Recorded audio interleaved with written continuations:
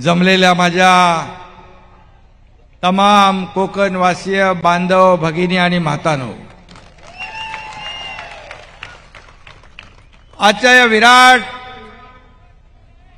सभेला उपस्थित आपण ज्यांना कोकणचा ढाण्याबाग म्हणतो ते आपले शिवसेनेचे नेते रामदास कदम साहेब, शिवसेनेचे ज्येष्ठ नेते गजानन कीर्तिकर साहेब, उद्योग मंत्री उदय सामंतजी, शालेय शिक्षण मंत्री दीपक केसरकरजी, भरतशेठ गोगावले, या मतदारसंघाचे स्थानिक आमदार आणि या सभेचे प्रमुख संयोजक योगेश कदम, सिद्धेश कदम, नरेश मस्के, संजय मोरे, राम पंडागळे, सदानंद चव्हाण, प्रकाश पाटील, विजय चौगुले, पूर्वेश सरनाईक, शीतल मात्रे, सर्व व्यासपीठावरील मान्यवर आणि एवढ्या प्रचंड मोठ्या संख्येने उपस्थित पुन्हा एकदा मी सांगतो, या कोकणातील बांधव भगिनी माता आणि सगळेच पत्रकार मित्रही आहेत. माझी आपल्याला विनंती आहे, थोडं जरा कॅमेरा आपण थोडे सगळीकडे फिरवा आणि या महाराष्ट्राला ही सभा किती विराट आहे हे आलेलं भगवं वादळ लोकांना दाखवा. आणि काही लोक या ठिकाणी मगाशी रामदासबाई म्हणाले त्याप्रमाणे ही सभा पाहत असतील. ते म्हणाले ते मी काय बोलत नाही, पण पूर्वी झालेली सभा, त्यावेळची गर्दी, ही काय तुलना करायला आम्ही आलेलो नाही. खरं म्हणजे कोकण ही लोकमान्य टिळकांची जन्मभूमी, स्वातंत्र्यवीर सावरकरांची कर्मभूमी, भगवान परशुरामाची पावनभूमी, डॉक्टर बाबासाहेब आंबेडकर, पावा काने, महर्षी धोंडो कर्वे अशा भारत रत्नांची ही पावनभूमी आहे आणि काळकाई देवीचा आशीर्वाद या भूमीला आहे. मी सगळ्यांनाच मनोभावे वंदन करतो, नमन करतो. या गोळीबार मैदानामध्ये बाई बरोबर आहे ना, हिंदू हृदय सम्राट बाळासाहेबांची सभा झाली होती. बाळासाहेबांची सभा या मैदानात झाली आणि ती सभा आपणही ऐकली. खऱ्या अर्थाने गेल्या आठवड्यामध्ये एक याच मैदानामध्ये फुसका बार, आपटी बार म्हणतो ना त्याला, आपटी बारही येऊन गेला. मी काय त्यांना उत्तर द्यायला आलेलो नाही, कारण खऱ्या अर्थाने उत्तर आरोप किंवा टीकेला द्यायचं असतं, परंतु तोच थैथयाट, 30 आदळापट, याला काय उत्तर देणार?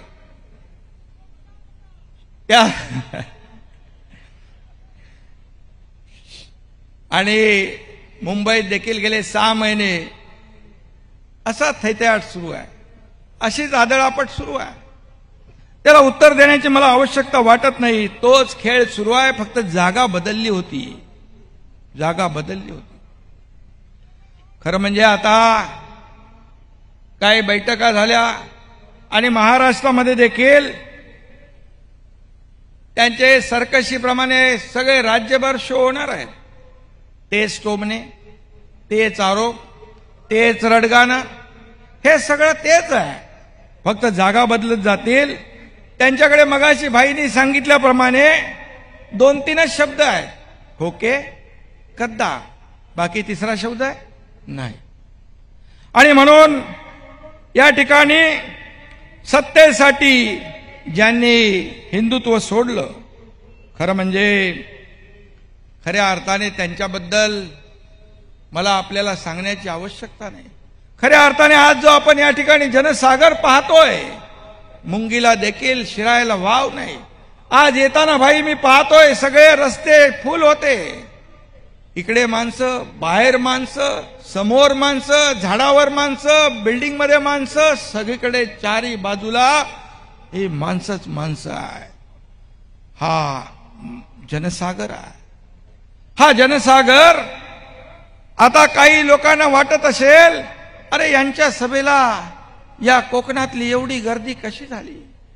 पण कोकणी माणसाने बाळासाहेबांवर प्रेम केलंय, बाळासाहेबांच्या विचारावर प्रेम केलंय आणि बाळासाहेबांनी देखील तुमच्यावर प्रेम केलंय. हे प्रेम आपण आज या सभेतून दाखवून दिलेलं आहे.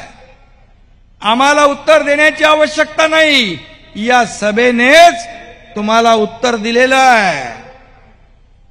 आणि म्हणून आज आपण जर पाहतो की बाळासाहेबांच्या जसा हा कोकणी माणूस पाठी होता, तसाच आज हा कोकणी माणूस बाळासाहेबांच्या विचाराच्या पाठीशी आहे, शिवसेनेच्या पाठीशी आहे आणि धनुष्य बाणाच्या पाठीशी आहे.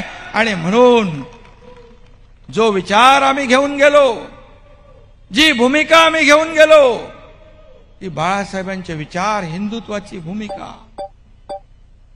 आज मला सांगायला या ठिकाणी अभिमान वाटेल, जसं गजानन कीर्तिकर साहेबांनी सांगितलं, ती लढा क्रांती, या क्रांतीमध्ये कोकणातले या ठिकाणी आपल्याला सांगू इच्छितो आमदार या ठिकाणी दीपक केसरकर, उदय सामंत, भरत गोगावले, योगेश कदम, महेंद्र दळवी, महेंद्र थोरवे, शांताराम मोरे, श्रीनिवास वनगा, विश्वनाथ भोईर, बालाजी किनीकर, प्रताप सरनाईक, मंगेश कुडाळकर, प्रकाश सुर्वे, सदा सरवणकर, यामिनी जाधव, दिलीप मामा लांडे, हे कोकणातले आमदार, शिलेदार, ही किती संख्या आपण पाहिली.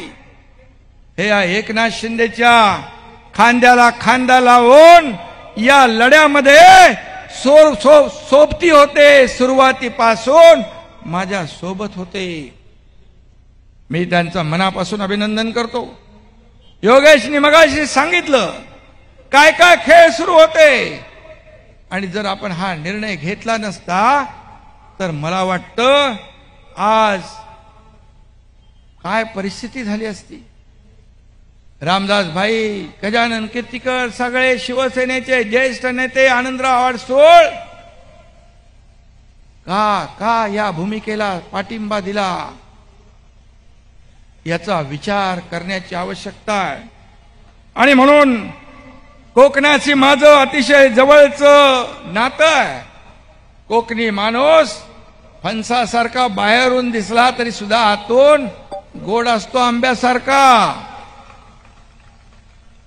हळवा असतो. एकदा शब्द दिला की शब्द मागे फिरवत नाही, ही कोकणातल्या माणसाची ख्याती आहे. मगाशी मी रामदास भाईंना सांगत होतो, कोकणचं आणि माझं देखील नातं जिव्हाळ्याचं आहे. माझी आई देखील या म्हाळुंगची आहे. 15 गावं जी तुमच्या मतदारसंघामध्ये आहेत तिथं आमची भावकी आहे. इकडे एक भावकी बसले, भरत शेठ, आणि मला येताना आज बाबा माझे म्हणाले की जेव्हा आमचं घर जळालं होतं तेव्हा या 15 गावातल्या भावकीने ते उभं केलं आणि त्यांना दिलासा दिला, आधार दिला. हे जिव्हाळ्याचं नातं माझंही कोकणाबरोबर आहे. आणि म्हणून आज नंतर तर तुमची कदमांची मुलगी आमच्या घरी दिली,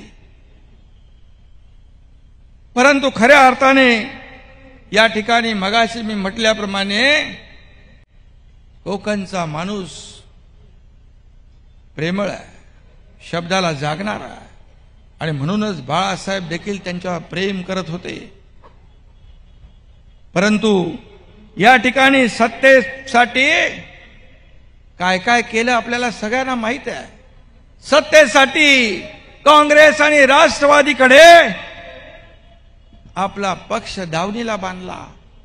धनुष्यबाण मी म्हटलं यापूर्वी देखील गहाण ठेवला, तो आम्ही सोडवण्याचं काम केलं आणि शिवसेना वाचवण्याचं काम केलं. त्या काळात आपण पाहिलं निवडणूक आयोगाने देखील, कारण आम्ही भूमिका स्पष्ट घेतली, ज्या लोकांच्या बरोबर आपण निवडणूक लढवली आणि मतदारांनी शिवसेना भाजपा युतीला मतदान केलं, हिंदुत्वाला मतदान केलं, बाळासाहेबांच्या विचाराला मतदान केलं, त्यावेळेस आपण पाहिलं की प्रत्येक पॅम्पलेटवर प्रचारामध्ये बाळासाहेब आणि प्रधानमंत्री मोदी साहेबांचा फोटो.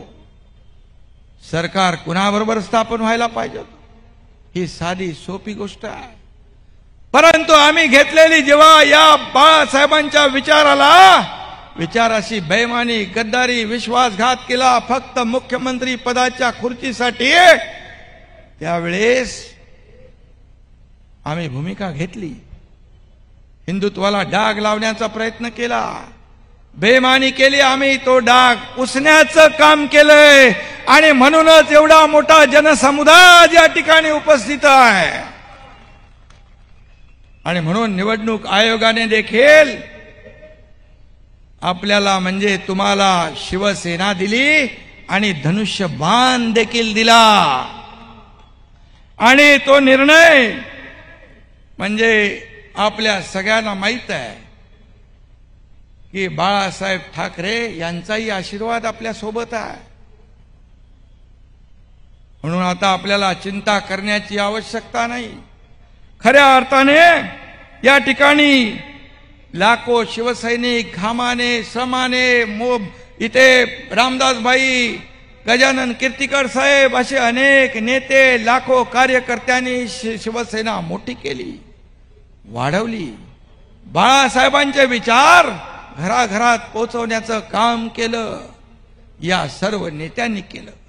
आणि तुम्ही सत्तेसाठी एका मिनिटात आपली भूमिका बदलताय, या ठिकाणी सत्तेसाठी सगळी तडजोड करताय. आणि म्हणून या ठिकाणी आम्हाला हा निर्णय घ्यावा लागला.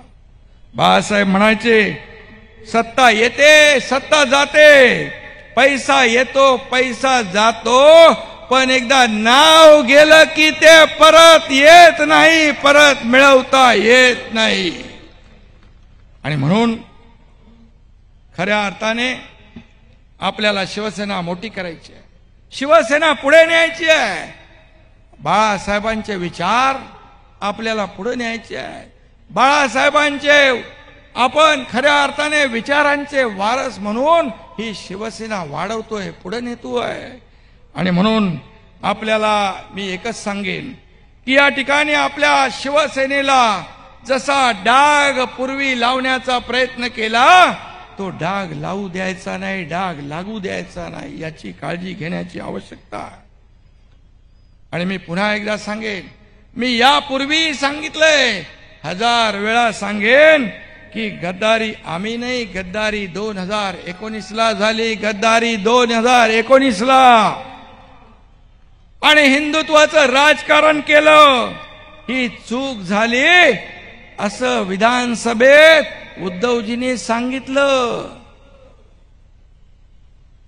म्हणजे बाळासाहेबांना तुम्ही चुकीचं ठरवलं, बाळासाहेबांच्या हिंदुत्वाच्या विचारांना तुम्ही चुकीचं ठरवलं, बाळासाहेबांच्या भूमिकेला तुम्ही चुकीचं ठरवलं. कशासाठी? सत्तेसाठी, खुर्चीसाठी. यापेक्षा या महाराष्ट्राचं दुर्दैव काय असू शकतं?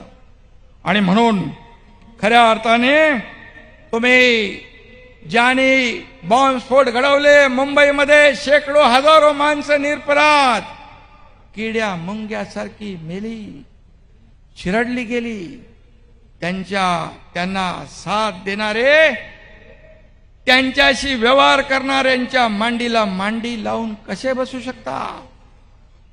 याकूब मेमनच्या कबरीचं उदात्तीकरण आपण कसं करू शकतो? खरं म्हणजे हीच तर खऱ्या अर्थाने हिंदुत्वाशी गद्दारी आहे, हिंदुत्वाशी बेईमानी आहे. आणि म्हणून या ठिकाणी राहुल गांधी जे वारंवार स्वातंत्र्यवीर सावरकरांचा अपमान करतात, त्याच्यावर आपण काही बोलत नाही, मूग गिळून बसता. तोंड दाबून मुक्याचा मार सहन करण्याची वेळ येते. ज्या मणिशंकर अय्यरने सावरकरांच्या विरुद्ध जेव्हा भाष्य केलं, त्यावेळेस बाळासाहेबांनी त्याला चपलेने झोडला होता. पण राहुल गांधी यांच्या विधानाविषयी आपण काही बोलत नाही. हे कसलं हिंदुत्व आहे? आणि म्हणून आम्ही हा निर्णय घेतला. हो, कारण स्वातंत्र्यवीर सावरकरांचा अपमान हा आम्ही सहन करू शकत नाही. आणि या व्यासपीठावरचा कोणी सहन करू शकत नाही. आणि ही खऱ्या अर्थाने हा निर्णय घेण्याची हे देखील एक कारण होतं. आणि म्हणून मला एवढंच सांगतो की तुम्ही खोके गद्दार बोलून किती पाप झाकणार. बाळासाहेब तुमचे वडील होते. हे वडील होते हे किती वेळा सांगणार? हे सर्व जगाला मान्य आहे, आम्हाला सगळ्यांना मान्य आहे. परंतु बाळासाहेब तुमचे वडील असले तरी ते आमचं दैवत होतं, या शिवसैनिकांचं दैवत होतं. तुम्ही त्यांना वडील करून संकुचित छोट करू नका. खोटी सहानुभूती मिळवण्याचा प्रयत्न केला तर या महाराष्ट्रातली जनता सुज्ञ आहे, ते तुम्हाला माफ करणार नाही. आणि म्हणून मी आपल्यालाच विचारतोय, आपल्यालाच माझा सवाल आहे की 70 वर्ष या देशाची लूट करणाऱ्या आपण टोळी बरोबर आहात की या देशातलं काश्मीर मधलं 370 कलम हटवणाऱ्या देशभक्तांबरोबर आहात? त्याचबरोबर भारताचे तुकडे करायला निघालेल्या त्या तुकडे गँग बरोबर आपण आहोत की काश्मीर हा भारताचा अविभाज्य भाग आहे आणि त्याच्याकडे वाकड्या नजरेने पाहणाऱ्यांची जागा दाखवणाऱ्या बरोबर आहात. आणि त्याचबरोबर देशावर घराणेशाही लादणाऱ्या लोकांबरोबर आपण आहोत की कोणताही मोह नसलेल्या देशासाठी 12 महिने 24 तास काम करणाऱ्या देशभक्त राष्ट्रभक्त या प्रधानमंत्री मोदी साहेबांच्या बरोबर आहात. हा विचार करण्याची आवश्यकता आहे.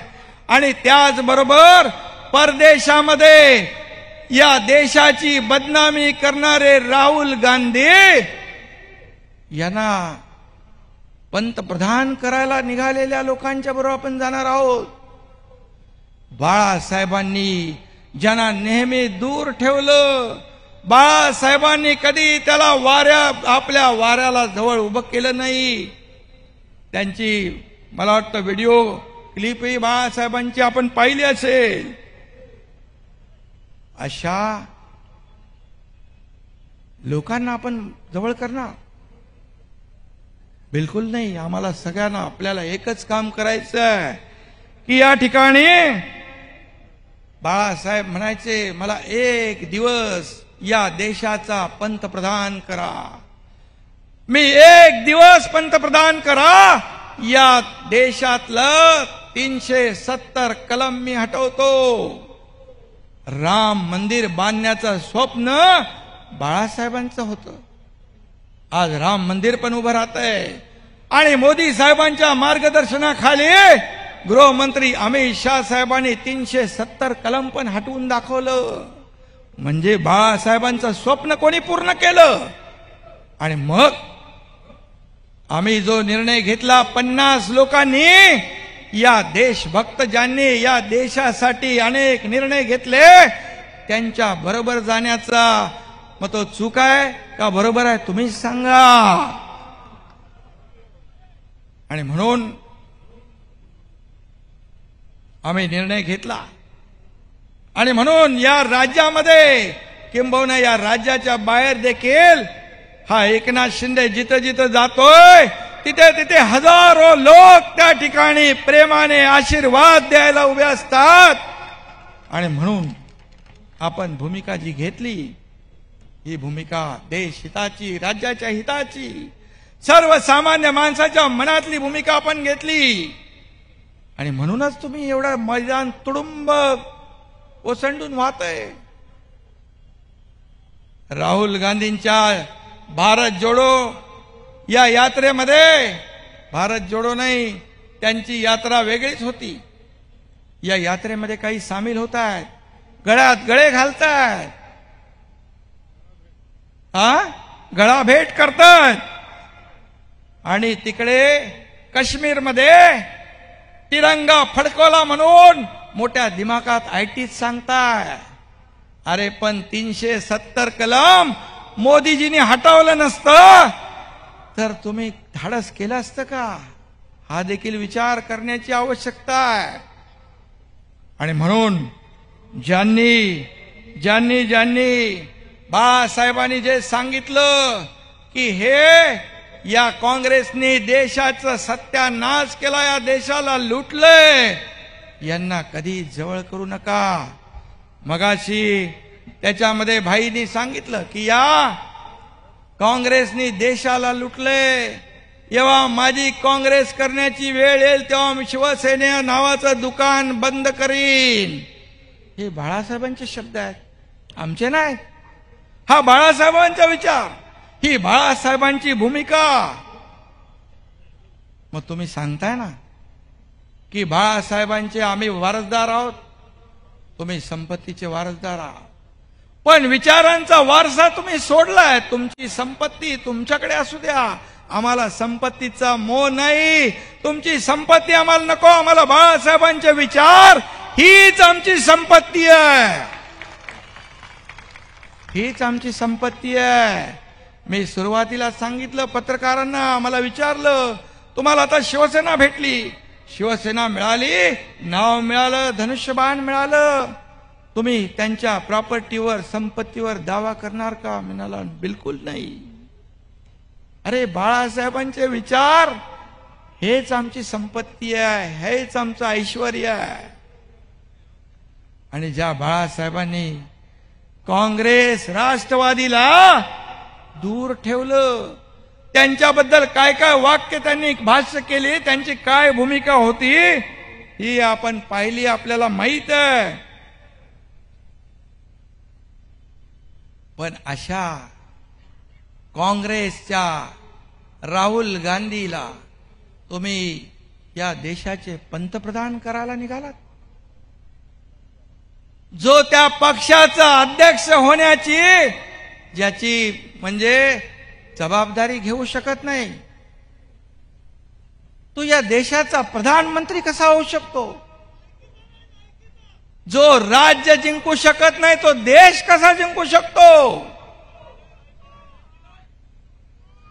आणि मग तुम्ही अशा लोकांसाठी, काँग्रेससाठी, राष्ट्रवादीसाठी बाळासाहेबांचा मुलगा आणि नातू मत मागतो. यापेक्षा या राज्याचं काय दुर्दैव असू शकतं? काय दुर्दैव असू शकतं? अशी परिस्थिती तुम्ही या ठिकाणी आणली. कशासाठी? सत्तेसाठी, खुर्चीसाठी. तुम्ही मुख्यमंत्री झाला, तुम्ही तर म्हणाला होतात मी शिवसैनिकाला पालखीत बसवेन, मला मुख्यमंत्री व्हायचं नाही. रामदास भाईंनाही माहित आहे, कीर्तिकर साहेबांनाही माहित आहे, अनेक नेत्यांनाही माहित आहे, आणि मला तर जास्तीचं माहित आहे. साक्षीदार आहेत. तुम्ही म्हणालात मला नाही व्हायचं, मला नाही व्हायचं. मग म्हणालात पवार साहेबांनी सांगितलं तुम्हालाच व्हायला लागेल, पण या प्रक्रियेमध्ये हे लपून राहत नाही. या प्रक्रियेमध्ये जे जे लोक होते ते सगळे माझ्या बरोबर परिचित होते. तुम्हाला सत्तेचा मोह झाला, तुम्हाला सत्तेची खुर्चीची भुरळ पडली आणि तुम्ही वदवून घेतलं. चला ठीक आहे, आनंद आहे. पण तुम्ही जेव्हा हिंदुत्वाच्या बद्दल मूग गिळून गप्प बसायला लागला, अनेक विषय आले. सेक्युलरचा विषय आला, सावरकरांचा विषय आला, दाऊदचा विषय आला. हिंदुत्वाचे जेव्हा जेव्हा विषय आले तेव्हा तुम्ही भूमिका बदलायला लागलात. तुम्हाला हिंदू हृदय सम्राट बाळासाहेब ठाकरे म्हणायला देखील आपली जीभ कचरू लागली. यापेक्षा काय दुर्दैव असू शकतं, यापेक्षा दुसरं काय असू शकतं. आणि व्हिडिओमध्ये आपण पाहिलंय सोनिया गांधी काँग्रेसच्या बद्दल तुमचं काय मत होतं, पवार साहेबांच्या बद्दल तुमचं काय मत होतं. जेव्हा पवार साहेब कृषी मंत्री होते तेव्हा तुम्हीच म्हणाला होतात, कृषी मंत्री म्हणून यांनी काय दिवे लावले. मग 2019च्या निवडणुकीनंतर काय दिवे लागले. तुमच्या डोक्यामध्ये त्यांनी सत्तेचा मुख्यमंत्री पदाचा बल पेटवला आणि सगळंच बिघडलं. सगळे वाईट होते ते चांगले झाले, सगळं विसरून गेला. अशोक चव्हाण हे मुख्यमंत्री असताना तुम्हीच म्हणालात की त्यांनी शेण खाल्लं. तुमचेच शब्द आहेत, आमचे नाही. मग आता तुम्ही त्यांच्या पंक्तीमध्ये बसून तुम्ही काय खाताय सांगा. म्हणून जेव्हा बोलत असताना त्या ठिकाणी पाहिलं, काल परवाच आपण सगळ्यांनी पाहिलं मीडियावर बाईट देताना आपण पाहिलं कोण कोणाला डोळा मारत होता ते बघितलं ना. म्हणजे याने अजितदादांनीच मारला ना. हे सगळं काय चाललंय, खेळ थट्टा मस्करी, गळ्यात गळा जे घालतायत ते उद्या तुमचा कधी गळा दाबतील हे देखील कळणार नाही. त्यांचा पूर्व इतिहास तपासून बघा. आणि म्हणून आम्हाला तुम्ही मिंदे म्हणताय. 2019 मिंदे सरकार, मिंदे गट. अरे शिंदे हा एकनाथ शिंदे वफादार आहे, हा गद्दार नाही खुद्दार आहे. याने कधी बेईमानी केली नाही, ही बेईमानी माझ्या रक्तात नाही. या इतिहास छत्रपती शिवाजी महाराजांच्या बरोबर हे दत्ताजी शिंदे, महादजी शिंदे बलिदान दिलं पण मागे नाही हटले. हा छत्रपती शिवाजी महाराजांचा मावळा, हा तुमच्यासाठी सारखा सत्तेसाठी कधी मिंदा झाला नाही, होणार नाही. आणि म्हणून मी आपल्याला एवढंच सांगतो, या ठिकाणी आज का माणसं सोडून जात आहे. खोके खोके 50 लोकांनी खोके घेतले. गजाभाऊ तुम्ही किती घेतले.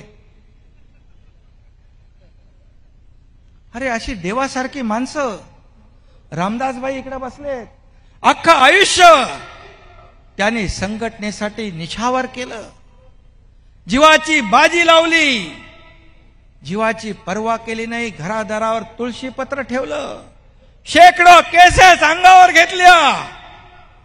तुम्ही त्यांना गद्दार म्हणता. तुम्हाला थोडं तरी काहीतरी बोलताना वाटलं पाहिजे. तुम्ही काय केलं. तुमच्यावर किती केसेस आहेत. या एकनाथ शिंदेवर 109 केसेस आहेत, 109 केसेस. तुम्हाला बोलायचा अधिकार का. रामदास भाईंनी या कोकणात शिवसेना मोठी केली. गजा भाऊ अख्ख्या महाराष्ट्रामध्ये फिरले, संघटन केलं, वाढवलं, बाळासाहेबांच्या खांद्याला खांदा लावून काम केलं. हा त्यांचा गुन्हा आहे?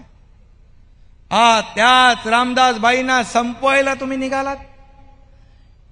रामदासबाईंचा आणि तुमचा वाद गुहागर दापोली हे समजू शकतो, पण या योगेश कदम याची सुरुवात झालेली आहे राजकारणामध्ये. एक उमदा तरुण पोरगा, त्याने काय तुमचं घोडं मारलंय? त्याने काय तुमचं वाईट केलंय? तुम्ही त्याचं राजकारण संपवायला लागलात, निघालात. 2 राष्ट्रवादीला सोबत घेऊन 2 नगरपालिका राष्ट्रवादीच्या घशात घातल्या. याचा साक्षीदार मी आहे, याचा साक्षीदार मी आहे. रामदासबाईंना मी सांगितलं षण्मुखानंद हॉलमध्ये येऊ नका. वर्धापन दिनानिमित्त ते बोलले मला यायचंय, मी शिवसैनिक आहे, बाळासाहेबांचा शिवसैनिक आहे. मी त्यांना विनंती केली, कारण जसं शिवतीर्थावर मुख्यमंत्री मनोहर जोशी ज्यांनी बाळासाहेबांबरोबर काम केलं, संघटना वाढवायला खस्ता खाल्ल्या, तुम्ही कारस्थान करून तुम्ही व्यासपीठावरून त्यांना खाली उतरवायला लावला, खाली उतरवायला लावला. तीच गत, तोच डाव रामदासभाईंच्या बद्दल तुम्ही आखला होता. मी सांगितलं येऊ नका भाई, आणि भाईंनी माझं ऐक. असा कुठला पक्षप्रमुख आपल्याच नेत्यांच्या बद्दल अशी कारस्थानं करू शकतो? आपल्या आमदारांना पाडण्यासाठी, त्याची राजकीय कारकीर्द संपवण्यासाठी दुसऱ्या पक्षाची मदत घेऊन त्याला नेस्त नाबूद करण्याचा कट करू शकतो. या देशात नाही, या जगात नाही, दुनिया या धर्तीवर असा नेता कोणी मी पाहिला नाही आणि पाहताही येणार नाही, असं उदाहरणही मिळणार नाही. बाळासाहेब असते तर मनोहर जोशींच्या बद्दल असं केलं असतं. बाळासाहेब सगळ्यांना घेऊन पुढे जाणारे, त्यांच्या सुखदुःखामध्ये सामील होणारे, संघटना, पक्ष, कुटुंब प्रमुख म्हणून पाठीशी उभं राहणारे. मला आठवतंय धर्मवीर आनंद दिघे साहेब जेव्हा जेलमध्ये होते, तुरुंगात होते, त्यावेळेस बाळासाहेबांनी त्यांना बाहेर तुरुंगातून आणण्यासाठी वैयक्तिक शब्द टाकला, माझं काही काम करू नको, पण हे माझं काम आनंद दिघेला मला मदत कर. हे बाळासाहेब कार्यकर्त्याला मोठं करणारे, कार्यकर्त्याला पुढे नेणारे, संघटना वाढीसाठी जो जो खस्ता खातो त्याच्या पाठीशी खंबीरपणे उभे राहणारे बाळासाहेब. तुम्ही तर कार्यकर्त्यांना संपवायला निघाले. असा पक्ष मोठा होऊ शकत नाही. जे कार्यकर्ते जेव्हा मोठे होतात तेव्हाच पक्ष मोठा होतो. तुम्हाला का भीती वाटते? एखादा मोठा कार्यकर्ता व्हायला लागला की त्यांची पोटदुखी सुरू होते, भीती होते, त्याचं खच्चीकरण सुरू होतं, जसं रामदास भाईंच्या बद्दल केलं. यापूर्वी देखील अनेक उदाहरणं बघा. राज ठाकरे साहेबांपासून आपण घ्या, काय मागत होते ते म्हणत होते जिथं शिवसेना नाही, जिथं शिवसेना कमजोर आहे तो भाग मला द्या, मी शिवसेना वाढवतोय, मोठी करतो. नारायण राणे असतील, काय त्यांचा गुन्हा आहे? राज साहेबांनी काय मागितलं होतं याच्याही आम्ही लोक सगळे साक्षीदार आहोत. आता तर आम्हाला भेटतात, सगळे बोलतात. पूर्वी आम्हाला थोडंसं बंधन होतं, आता आम्ही मोकळे आहोत. सगळे विचाराचं आदान प्रदान होतं. मी भाई आठवण म्हणून सांगतो की जेव्हा ठाण्याचं महापौर पदाचं इलेक्शन होतं, निवडणूक होती, तेव्हा मी राज ठाकरे साहेबांच्या घरी गेलो की हा भगवा बाळासाहेबांनी फडकवलाय, धर्मवीर आनंद दिघे साहेबांच्या मार्गदर्शनाखाली फडकलाय, त्याला उतरू देऊ नका. मी काय माझं वैयक्तिक मागणी घेते? राज साहेबांनी विनंती मान्य केली आणि आम्हाला पाठिंबा दिला. आमचं काय चुकलं? पण तेही तुम्हाला खपलं नाही, तेही तुम्हाला पटलं नाही. शेवटी बाळासाहेबांनी सांगितलं, अरे या एकनाथनी स्वतःसाठी गेला नाही, तो ठाण्याचा भगवा उतरू नये म्हणून गेला. कसा पक्ष मोठा होणार, कसा पुढे जाणार? काय काय करतात. रामदास भाईंचं भाषण टाळ्या पडतात म्हणून, गुलाबरावाच्या भाषणाला टाळ्या पडतात म्हणून त्यांची भाषणं बंद करतात, त्यांचा आवाज बंद करतात. कशी मोठी होईल संघटना, कसा मोठा होईल पक्ष? कार्यकर्ता मोठा तर पक्ष मोठा. कार्यकर्ता ज्या पक्षात छोटा तो पक्ष छोटा. आता हीच वेळ आपल्यावर येणार आहे. हे का माणसं गेली? मगाशी रामदासबाईंनी सांगितलं की जा 20 आमदार गेले सांगायला, ह्याच्यातून मार्ग काढा. ज्याला जायचं त्यांनी जावं. दरवाजे उघडे आहे, दरवाजे उघडेच ठेवा. सगळे जातील, तुम्हीच फक्त राहाल. हम दो हमारे दो. माझं कुटुंब, माझी जबाबदारी, एवढंच राहील. मी हे बोलतोय का? हे का बोलतोय?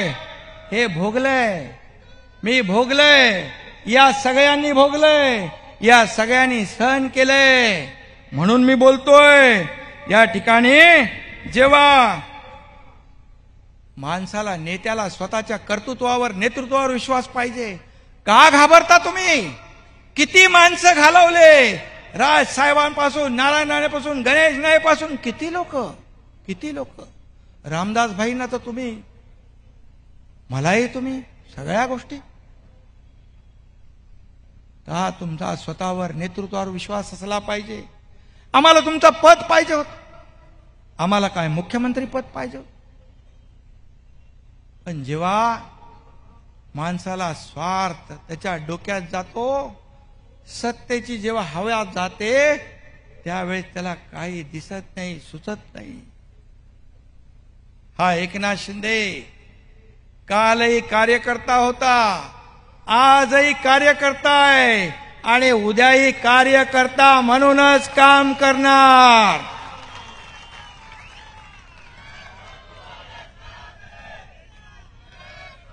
वर्षावर माझ्याकडे माणसं येतात, वर्षावर.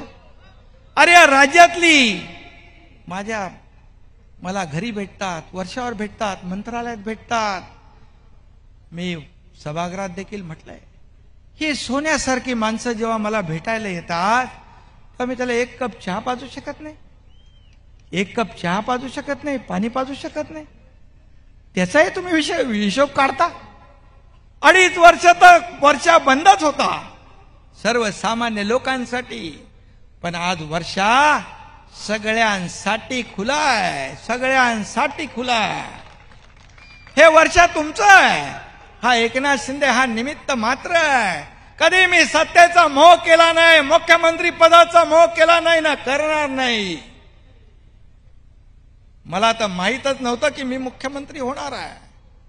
पण बाळासाहेबांचे आशीर्वाद, त्यांनी घेतलेली भूमिका आणि माझ्या पाठीशी 50 आमदार, 13 खासदार, हे वलय आशीर्वाद बघून मला मोदी साहेबांनी आणि अमित शाह साहेबांनी या राज्याचं मुख्यमंत्री केलं. देवेंद्र फडणवीस यांनी मला सहकार्य केलं. त्यांनी काही ध्यानीमनी माझ्या. आणि म्हणून आज मी आपल्याला या ठिकाणी सांगू इच्छितो की आज रात्री मला म्हणतात की याला फिरायलाच वेळ मिळत नाही, पुरत नाही, हा दिल्लीच्या वाऱ्या करतो. अरे मी फिरणाराच मुख्यमंत्री आहे, मी घरात बसून कारभार करणारा मुख्यमंत्री नाही. मला फिरायला आवडतं, लोकांमध्ये जातो, लोकांची अडचणी समजतो, लोकांची दुःख समजतो आणि मी सोडवतो. मी दिल्लीला पण जातो. मी दिल्लीला गेलो, इथं उदय सामंत आणि केसरकर आहेत. 15,500 नगर विकाससाठी, रेल्वेसाठी 13,500 कोटी, नगर MUT साठी 2,000 कोटी, रस्ता इन्फ्रास्ट्रक्चरसाठी 40 ते 50,000 कोटी रुपये आपण आणले. डावोसला, स्वित्झर्लंडला गेलो, वर्ल्ड इकॉनॉमिक फोरम मध्ये, इथे उदय सामंत आहेत. या तुमच्या मुख्यमंत्र्यांनी 1,37,000 कोटीचे MOU साईन केले. मला वाटतं 6 ठिकाणी आपण जागा दिल्या. 6 ठिकाणी जागा देण्याचं काम सुरू झालेलं. आणि आता काल परवाच घोषणा केली मोदी साहेबांनी, या ठिकाणी अमरावतीमध्ये मेगा टेक्सटाईल पार्कला मान्यता दिली. 3 लाख रोजगार या ठिकाणी मिळणार आहेत. 3 लाख रोजगार. काय जाऊ नको, वारंवार जाईल. मला अहंकार नाही माझ्यात. मला अहंकारापेक्षा या महाराष्ट्राचा विकास महत्वाचा आहे. या सर्वसामान्य लोकांच्या जीवनामध्ये आनंद आणणं, बदल घडवणं हे माझ्यासाठी महत्वाचं आहे. आणि म्हणून आपण काही म्हणा, मी काम करत राहीन. आणि आता तर रामदास भाई म्हणाले मगाशी, हा झोपतो कधी, उठतो कधी, जेवतो कधी. भाई आता थोडं जास्तीचं काम करावं लागतंय, कारण आपलं नवीन सरकार आहे. आणि त्यामुळे मी 12-1 वाजता पण फोन करतो अधिकाऱ्यांना. अधिकारी फोन उचलतात. त्यांना माहित आहे हा मुख्यमंत्री रात्रीचं जागतो, उशिरापर्यंत काम करतो, त्यामुळे ते पण फोन उचलतात. हे आमचं सरकार, तुमचं सरकार आता सायलेंट मोडवर नाही, अलर्ट मोडवर आहे. अलर्ट मोडवर सगळे अलर्ट आहेत. आणि म्हणून या राज्य सरकारच्या माध्यमातून आपण पाहिलं की आम्ही 9 महिन्यामध्ये, 8 महिन्यामध्ये किती निर्णय घेतले. ते वाचायला एवढा वेळ नाही. त्या ठिकाणी एवढे निर्णय आम्ही घेतलेत की एवढी जंत्री मोठी आहे. ही जंत्री वाचायला गेलो तर 1 तास लागेल. एवढी कामं आहेत. पेट्रोल डिझेल कमी केलं. शेतकऱ्यांना 6,000 रुपये दर वर्षाला शेतकरी सन्मान योजनेत आम्ही दिले. जी पंतप्रधानांची योजना होती ती आपल्या राज्याची पण केली आपण. महिलांना 50% ST भाडे सवलत मोफत, 75 वर्षाच्या ज्येष्ठांना मोफत. हे निर्णय आपण घेतले. आणि म्हणून एवढे निर्णय आपण घेतलेत की सर्वसामान्य लोकांना न्याय मिळाला पाहिजे. आणि म्हणून रामदासबाई म्हणाले कोकणाला काय. ए बाबा, कुठे आहे रे कोकणाचा कागद. आणि म्हणून मी एवढंच सांगेन की हे सरकार सर्वसामान्य लोकांचं आहे. अर्थमंत्री आणि उपमुख्यमंत्री महोदयांनी जो अर्थसंकल्प मांडला, पंचामृत, त्याच्यामध्ये सगळ्या लोकांना घेतलंय. तेव्हा देखील म्हणाले की गाजराचा हलवा असं म्हटले. हा अर्थसंकल्प गाजराचा हलवा आहे. अरे आम्ही गाजराचा हलवा तरी दिला, तुम्ही फक्त गाजरा फक्त दाखवत बसलात. हा फरक आहे तुमच्यात आणि आमच्यात. आमचा काही पर्सनल अजेंडा नाही. आमचा अजेंडा एवढाच, या सर्वसामान्य माणसाच्या आयुष्यात बदल घडवायचा. त्यांच्या जीवनामध्ये परिवर्तन घडलं पाहिजे. त्यांना त्यांच्या हाताला काम मिळालं पाहिजे. हाच आमचा अजेंडा आहे. आणि म्हणून आपले जे काही गडकोट किल्ले असतील, त्या छत्रपती शिवाजी महाराजांचे गडकोट किल्ले, त्याचं संवर्धन, जतन, ते देखील ठोस आराखडा आम्ही केला. आणि कोकणासाठी शेवटी तुम्ही बाळासाहेबांवर प्रेम केलंय. तुम्ही बाळासाहेबांच्या विचारावर प्रेम केलंय. आणि आमचं सरकार या ठिकाणी बाळासाहेबांच्या विचारांचं आहे. त्यामुळे इथे मी फक्त आरोपाला उत्तर द्यायला नाही आलोय. मी या कोकणाला भरभरून द्यायला आलेलो आहे. भरभरून द्यायला आलोय. मला आठवतंय की रामदासभाई मंत्री होते तेव्हापासून त्यांचा एकच दोषा होता, पाठपुरावा होता. समुद्रात वाया वाहून जाणारं पाणी 64 TMCचं काय? कोयनेचं पाणी समुद्रात वाहून जाणारं, त्याची बैठक आपण करतोय तातडीने, त्याच्यावर आपण निर्णय घेऊ. त्याचबरोबर या ठिकाणी जे योगेश कदम सातत्याने पाठपुरावा करतात, तो खेड पोयनार प्रकल्प, त्याला 1148 हेक्टर जमीन सिंचनाखाली येणार आहे. 243 कोटीचा प्रकल्प तो आपण मंजूर केलाय, तो आपण मंजूर केलाय. मांडवे, हा मांडवे ना, न्यू मांडवे हा प्रकल्प, हा तो दिलाय. न्यू मांडवेचा प्रकल्प, त्याच्याबद्दल देखील माझी चर्चा झाली आहे. तो देखील प्रकल्प तातडीने मंजूर केला जाईल. त्याचबरोबर लघु आणि मध्यम जे प्रकल्प आहेत त्याचं पुनरुज्जीवन केलं पाहिजे. रामदास भाईंना मी सांगितलं होतं की तुमच्या मनातलं जे आहे, या कोकणातले जे सिंचन प्रकल्प रखडलेत त्याचं पुनर्जीवन करू आपण, आणि त्याला जेवढे पैसे लागतील हे सरकार पैसे कमी पडू देणार नाही, हा माझा शब्द त्यांना होता. आणि त्यामुळे त्याला आम्ही मार्गी लावतोय. त्याचबरोबर खेड नळपाणी योजना 40 कोटीची 43 कोटी आहे, 43 कोटीची ती आपण मंजूर केलेली आहे. त्याचं देखील काम लवकर सुरू करू. त्याचबरोबर मरीन पार्क, जसं आपण सांगितलं मरीन पार्क, तो आपण मंजूर करतोय. कारण शेवटी या कोकणामध्ये ही सगळं आहे, पोटेन्शियल आहे, स्कोप आहे, सगळं आहे. हा हरण्याला करतोय, बरोबर. क्रीडा संकुल 20 कोटी, हुतात्मा अनंत काणेरे स्मारक 35 लाख, साने गुरुजी स्मारक 35 लाख, आंबडवे गावचं डॉक्टर बाबासाहेब आंबेडकर स्मारक 2 कोटी, कुणबी भवन 2 कोटी, अल्पसंख्याक सामाजिक भवन 2 कोटी रुपये. याला भाई आज मी मान्यता देतोय ते.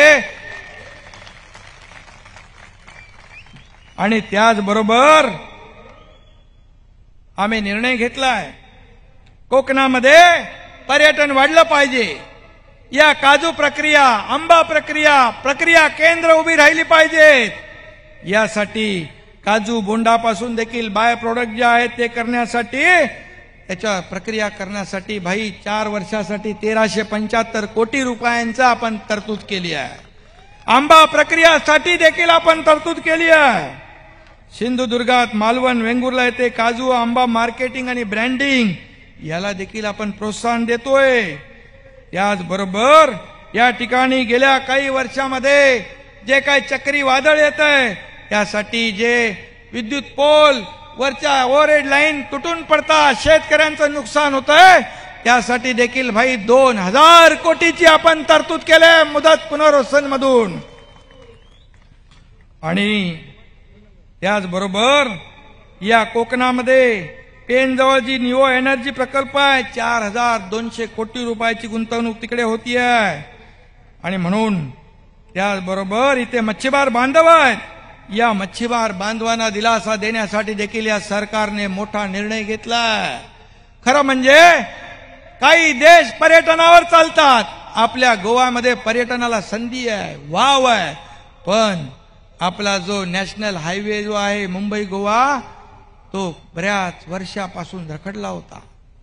मी स्वतः निर्देश दिल्या, सूचना दिल्या आणि सार्वजनिक बांधकाम मंत्र्यांनी आपल्या आमदारांसोबत बैठक घेतली आणि ज्या ज्या ठिकाणी रखडलेलं काम आहे त्या ठिकाणी मे पर्यंत एक लाईन सुरू होणार आणि अख्खा रस्ता डिसेंबर पर्यंत सुरू होण्याचा निर्णय आपण घेतलाय.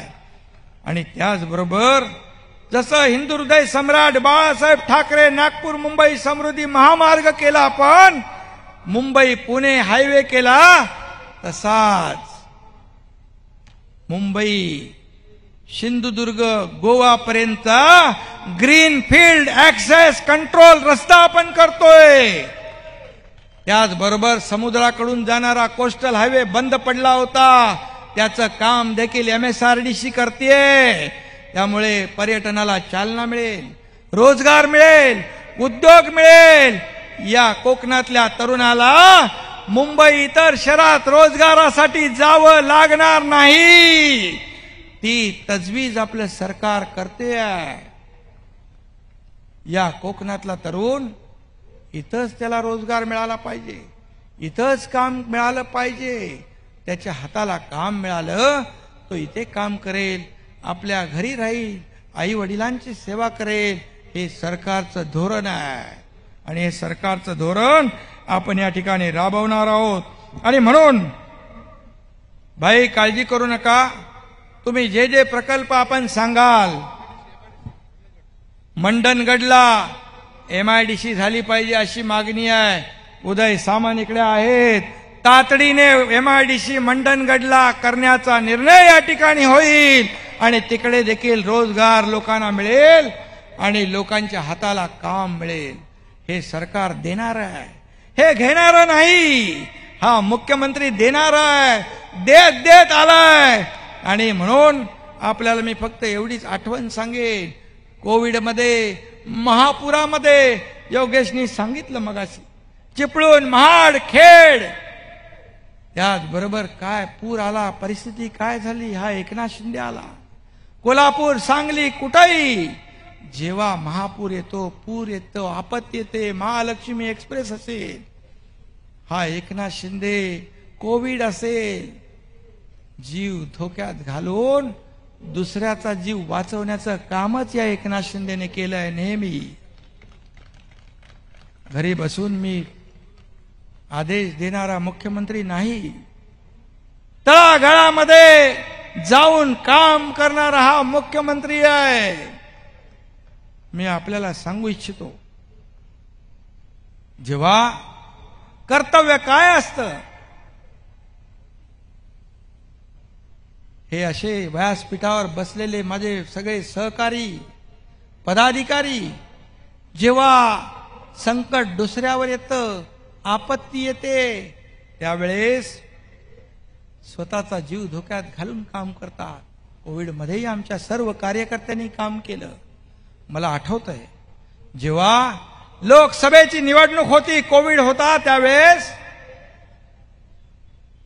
कोविड नव्हता.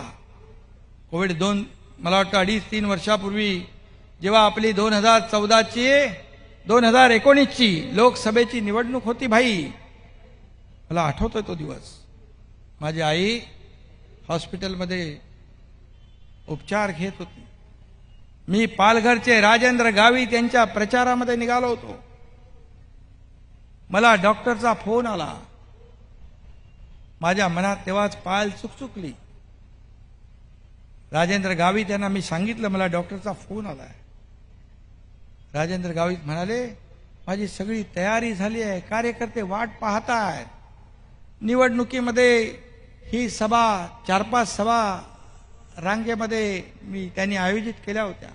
सभेला जाणं आवश्यक आहे.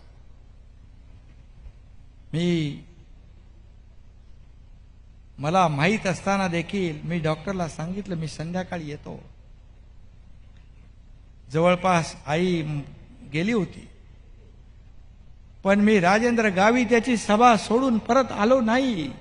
त्याची सभा पूर्ण करून हॉस्पिटलमध्ये पोहोचलो. असं काम केलं, हा आमचा गुन्हा आहे?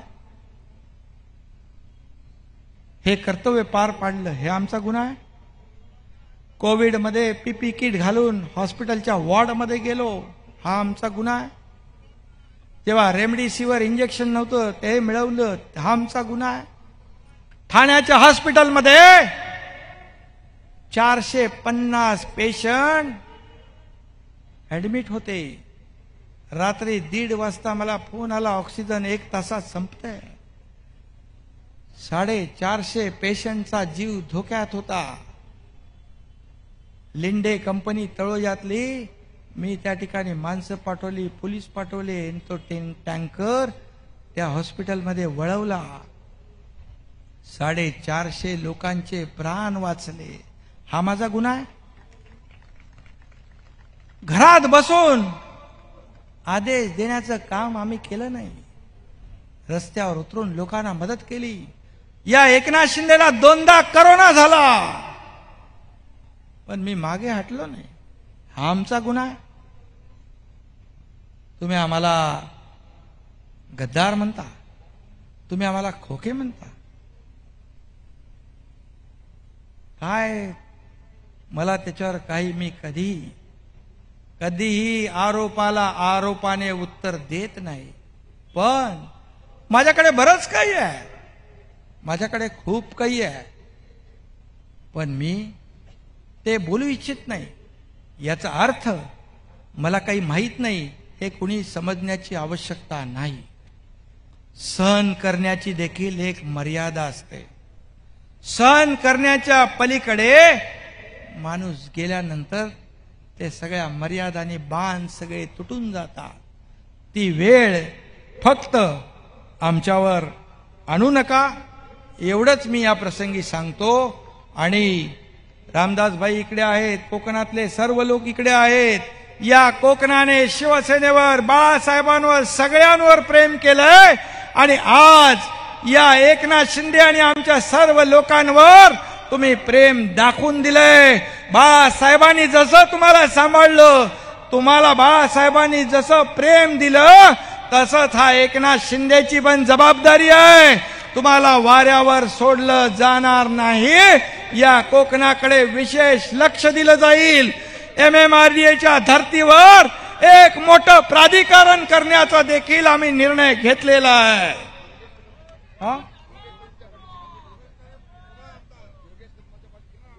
अरे भाई, तुम्हाला तेव्हाच मी सांगितलं होतं, हा योगेश कदम हा कार्यकर्ता, काम करणारा बाळासाहेबांचा कार्यकर्ता आहे. हा रामदास कदमांचा हा बछडा आहे. त्यामुळे त्याचं प्रेम पाहिलं मी. त्याच्यावर प्रेम करणारे हे लोक इकडे आलेत आणि त्यामुळे त्याला पाडण्याची हिम्मत कुणामध्येही नाहीये. आणि म्हणून योगेश कदम या पुढच्या 1.5-2 वर्षामध्ये एवढं काम करेल की समोरच्या सगळ्यांचं डिपॉझिट जप्त होईल. आणि मी रामदास भाईंना आधीच सांगितलं होतं की योगेश कदमची चिंता तुम्ही करू नका. तेव्हा तर मी मुख्यमंत्री नव्हतो, पण आता मी मुख्यमंत्री म्हणून या योगेश कदमच्या पाठीशी खंबीरपणे उभा आहे, एवढं सांगतो.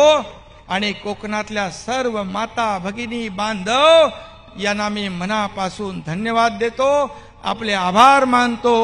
जय हिंद, जय महाराष्ट्र.